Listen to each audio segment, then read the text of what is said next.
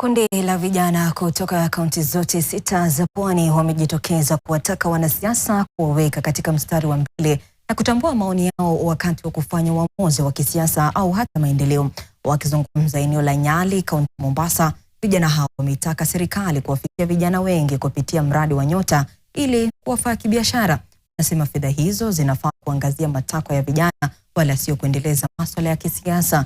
Aidha, wametoa wito kwa vijana kujihusisha na siasa za mwaka 2027 na kufanya uamuzi utakaoleta mabadiliko na uongozi wa kufaa taifa la Kenya.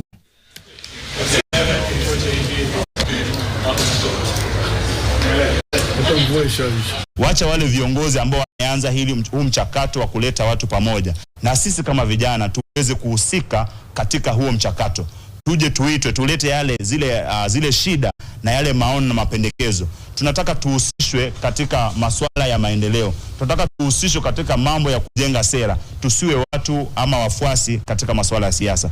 Sisi kama vijana tunaamini ushirikiano na kuwa na kiongozi mmoja mwenye anatuelewa maslahi yetu, mwenye anatuelewa matakwa yetu ni muhimu zaidi. Na kiongozi huyu tungependa anapofika pale katika lengo ya kula National Dialogue aongelee masuala ya Mombasa na aongelee masuala ya vijana wa mama na vile vile wazee. Ali Hassan Joho, yeye ndio imeonekana ako katika ile kipaumbele ya kuleta watu pamoja kuzungumzia ukanda wa Pwani.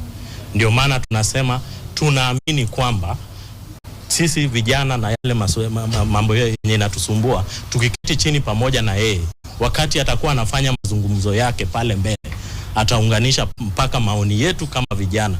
Manake wakati huu hatutaki tuambiwe tutakuja kuwafanyia. Sisi ndio tunataka tuseme mtufanyie hivi na hivi na hivi.